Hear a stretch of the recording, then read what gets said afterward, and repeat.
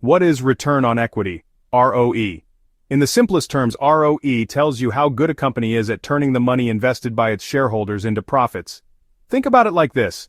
If you gave your friend $100 to start a lemonade stand and by the end of summer he handed you back $10 in profit, his ROE would be 10%.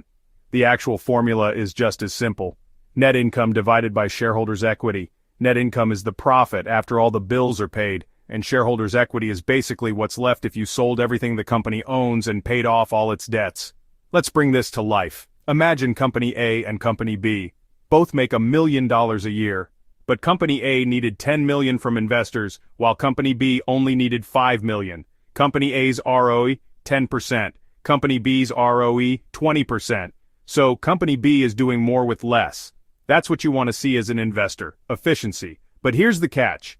A super high ROE isn't always a green flag. Sometimes companies borrow a ton of money, which shrinks the equity part of the equation and artificially pumps up ROE. That's why you've got to look deeper. Check how much debt the company is carrying. Why does ROE matter? Well, it helps you compare how different companies stack up, even if they're in totally different industries. It's like comparing the fuel efficiency of two cars, not just how fast they go. So when I research stocks, I always check ROE. I want to invest in companies with a strong, steady ROE over time, not just a one-off spike. And of course I compare it to industry averages. A great ROE in one sector might be below average in another. Bottom line, ROE is one of those quick checks that can tell you a lot about a company's quality and management skill. Remember, smart investing isn't just about chasing big numbers.